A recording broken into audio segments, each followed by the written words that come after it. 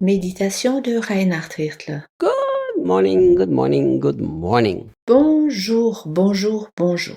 We are still at verse 30, and that's the 61st day in a row. We're talking just about chapter 4. Nous en sommes toujours au verset 30 et parlons maintenant 61 jours d'affilée sur le chapitre 4. So we talked about that the Holy Spirit has sealed every Christian for the salvation that's going to be experienced fully, and therefore he can be grieved if you don't love them. Nous avons parlé que le Saint-Esprit a scellé chaque chrétien pour le salut, afin que nous l'expérimentions complètement et entièrement. C'est pourquoi le Saint-Esprit peut être attristé lorsque nous ne nous aimons pas réciproquement. Let me paint a very simple but a very practical picture.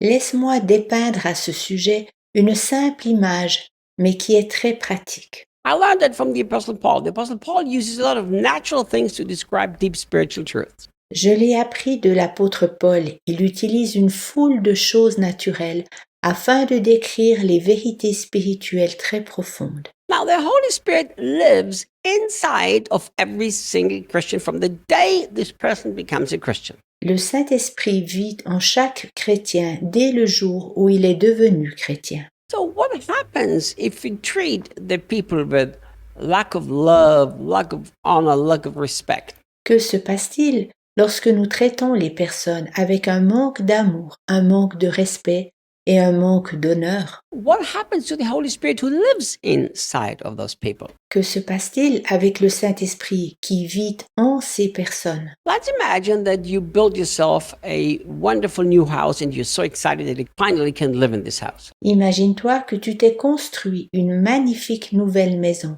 et tu te réjouis énormément de pouvoir y habiter. And I say, hey, can I go and visit your house? I really want to come and be with you because I love you so much.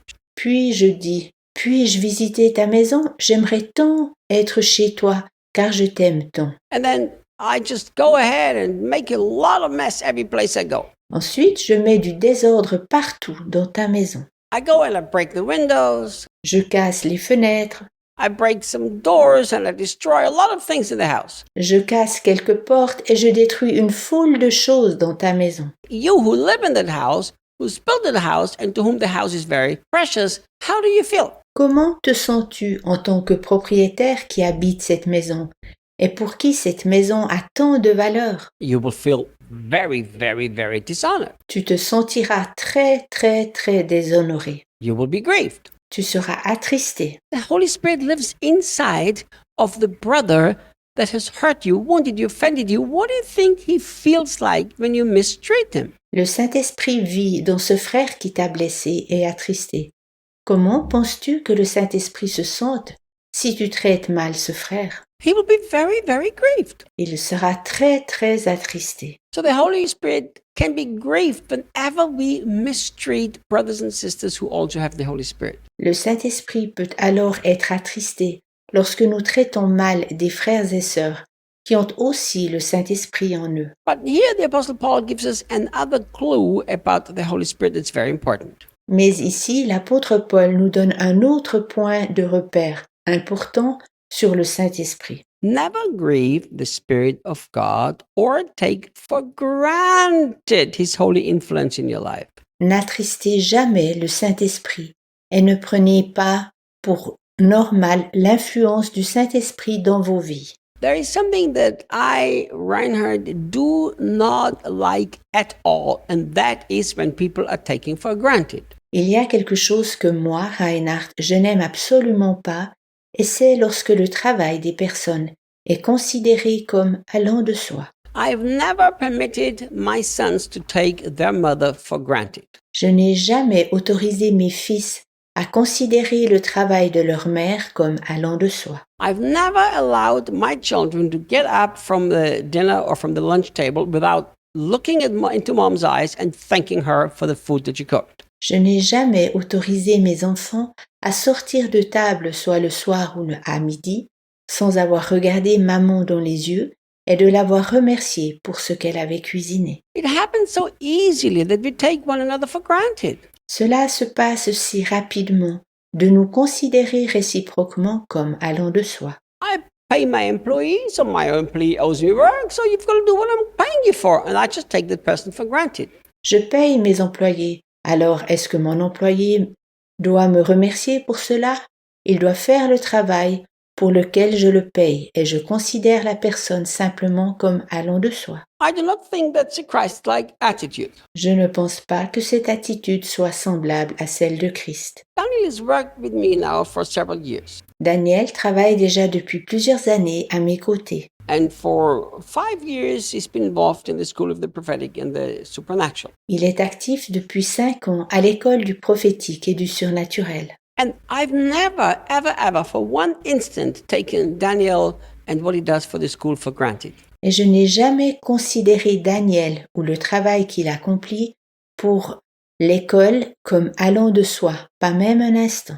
I'm always so deeply grateful how he gives his life with such diligence to the students. Je suis toujours profondément reconnaissant qu'il engage sa vie avec tant de zèle pour les étudiants. There's such a danger when we become familiar with people that we start to take them for granted. Lorsque nous apprenons à connaître les personnes de plus près, il y a le danger que nous les considérions comme allant de soi. And I'm very aware of that, so I always guard my heart from taking people who walk with me and work with me for granted. Je suis très reconnaissant, je suis très conscient. C'est pourquoi je me garde toujours très attentivement de ne pas considérer les personnes qui viennent avec moi et avec lesquelles je travaille comme allant de soi. And this is something that we have to be very careful with the Holy Spirit. Nous devons être très prudents avec ceci envers le Saint-Esprit. Because the Holy Spirit does not like to take for granted. This brings incredible grief to his heart. Car le Saint-Esprit n'aime pas être pris comme allant de soi.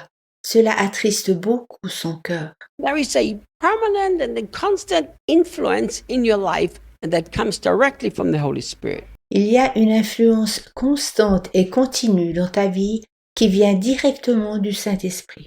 Where would we be if the revelations of the Holy Spirit would stop in our lives? Où serions-nous si les révélations du Saint-Esprit cessaient dans notre vie? I mean, without the Holy Spirit, we wouldn't even understand the Father. Sans le Saint-Esprit, nous ne pourrions pas même comprendre le Père. We would have no idea about the beautiful things of the new covenant. It's the Holy Spirit that reveals them to us. Nous n'aurions aucune idée des belles choses de la nouvelle alliance, car c'est le Saint-Esprit qui nous les révèle. And He desires to be desired. That's something so special about the Holy Spirit. Il veut que nous l'honorions. C'est quelque chose de très spécial vers le Saint-Esprit. So let me ask you a question that's really important you should search your heart about. C'est pourquoi j'aimerais te poser une question qui est vraiment importante et que tu dois éprouver dans ton cœur. Have you taken the Holy Spirit and His work in your life for granted, or are you very, very thankful every moment of every day? Prends-tu le Saint-Esprit et son œuvre dans ta vie comme allant de soi, ou en es-tu chaque jour, à chaque instant, très très reconnaissant? Do you really desire His influence, or do you have the attitude, oh well, He's just there and whatever? Aspires-tu véritablement à son influence, ou as-tu la position « Oh bon, il est simplement là ». We need the Holy Spirit to experience the fullness of God. Nous avons besoin du Saint-Esprit afin d'expérimenter la plénitude de Dieu. Let's not grieve Him. Ne l'attristons pas. See you tomorrow. À demain.